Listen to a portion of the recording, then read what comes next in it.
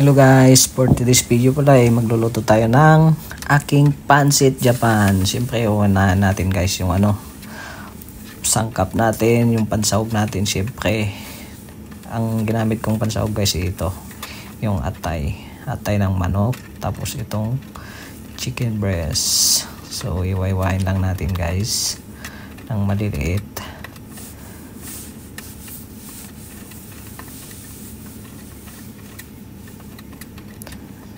Yan. Pagkatapos nating iwain guys, siyempre hugasan natin para matanggal yung mga dugo-dugo nila. At siyempre hindi mawawala yung bawang natin dyan, tsaka sibuyas na panggisa natin. Yun guys, gagayatin muna natin bago tayo maggisa.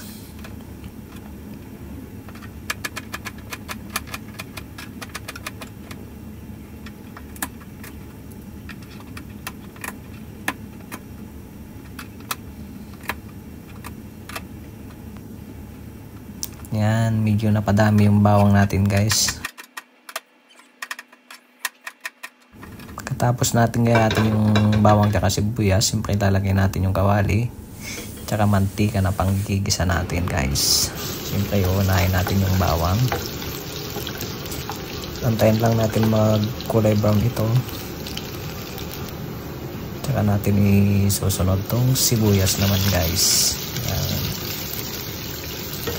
Isa lang natin ng kunti, tapos unahin natin tong atay.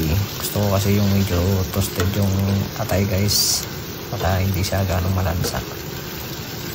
Yan, tapos igisa natin guys. Yun nga guys, habang nagigisa tayo, siyempre prepare naman natin yung gulay na gagamitin natin sa pancit. Siyempre hindi mawawala tong cabbage o kaya repolyo. So medyo nagkulay brown na yung atay natin guys. Isunod naman natin yung chicken breast. Yan, kunting halo-halo lang guys. Tsaka medyo igigisa din natin ng medyo dry siya para hindi siya malansa. Halo-haloin lang natin guys. Antayin natin na magisa natin ng maayos. So habang nagigisa ulit tayo, kagayatin naman natin yung repolyo natin ng maliliit. So yun nga guys, itimpla na natin yung ginisa na nating pansahog natin sa pancit. Siyempre hindi mawawala yung paminta saka yung magic sarap, at siyempre yung pampahalat natin na suko kung tawagin natin dito, yung pinaghalong asin tsaka paminta po yan dito sa Japan. Yan, tapos halo-haloin lang natin. Yan, mag-mix yung mga nilagay natin mga condiments.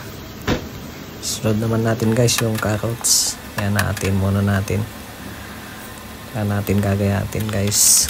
Yan, pasensya na sa gayat ko guys, medyo malalaki. Ako lang naman kasi ang kakain, kaya okay lang yan, goods na yan. Hindi naman pang restaurant guys, kaya okay na yan kahit malalaki. Yan.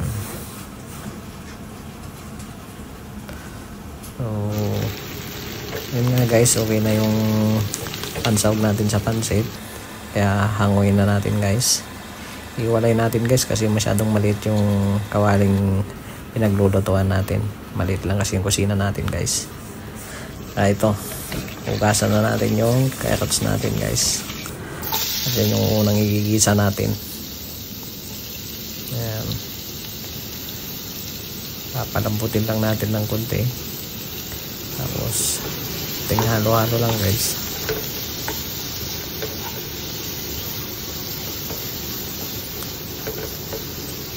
Pag naigisa naman na natin yung carrots guys, siyempre susunod natin yung repolyo. So, bago natin isunod yan, siyempre kailangan muna natin hugasan to. Yan, saan natin lalagay.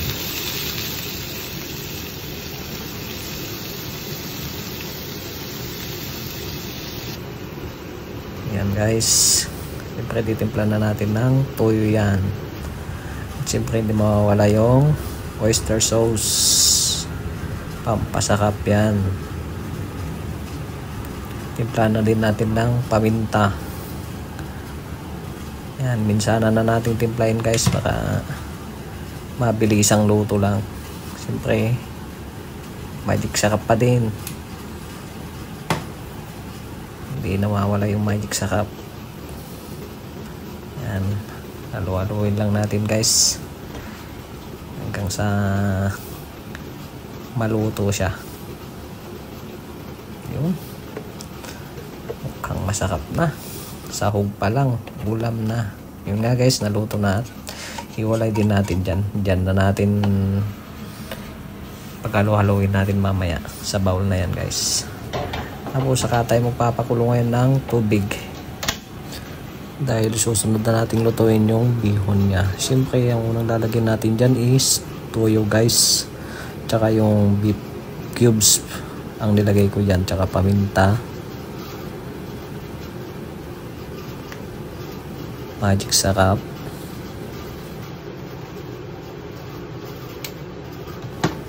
Habang inaantay natin umiinit yung pagpapakulan natin ng bihon guys, kunting halo-halo lang yan. Medyo mainit-init na, pwede na natin ilagay yung bihon.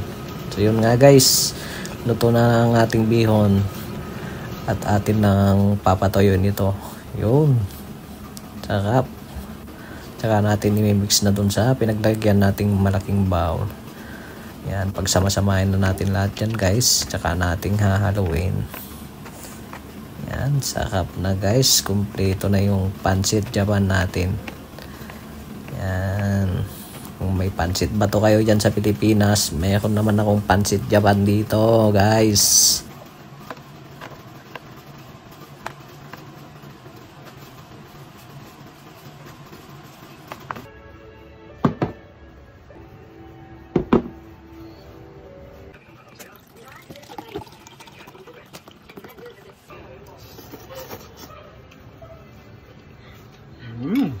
Sarap.